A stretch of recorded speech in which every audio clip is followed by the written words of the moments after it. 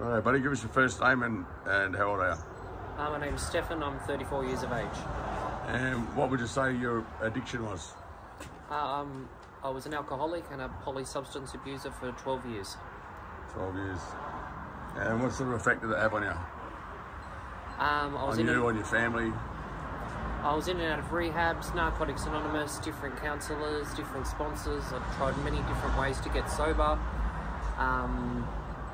but I never really turned to a higher power or the spiritual concept of trying to get sober.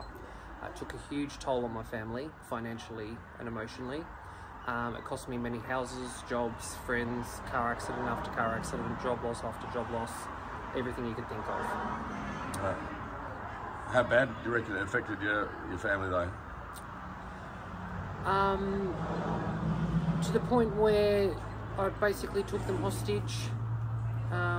They couldn't get any rest. There's no psychological rest when you're the child of an addict.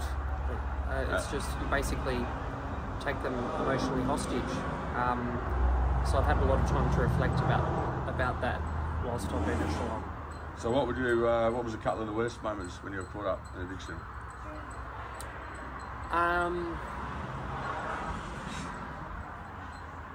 I started to do break and enters. I stole $20,000 worth of goods from someone's house.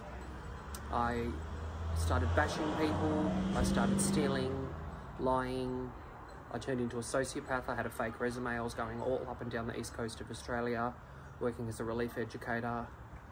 I was violent, getting arrested, put into the back of divvy vans, had willful damage charges. I completely lost touch with who I was. And what brought you to the point of reaching out for change this time? I found an employer who believed in me to the point where she said she was going to breath test me every day for 24 months to support me in my recovery.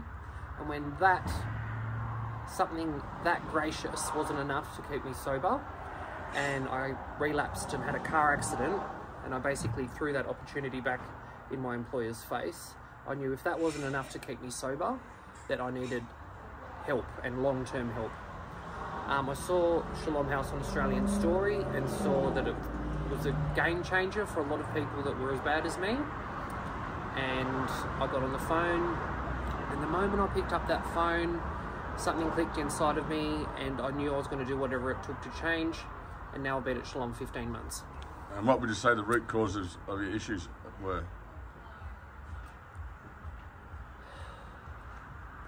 I'd become very sick in a lot of ways. So because I was so used to having a destructive lifestyle, I actually became addicted to the self-sabotage and the self-pity that came with that lifestyle.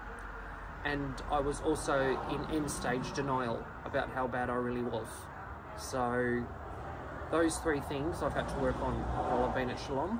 And I think those three things have been the hardest things to overcome. Yeah, and the best and the worst thing about Shalom?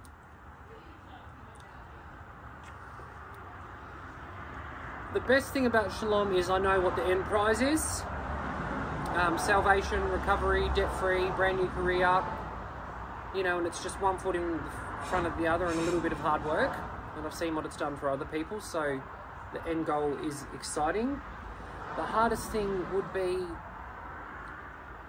all of the holistic sacrifices that you have to make, and being in an arrangement that might be a little bit hard at the time, like no TV, no phone, no internet, sharing a room with 10 other boys, hair cut off, rah rah racka racka, all that sort of stuff. But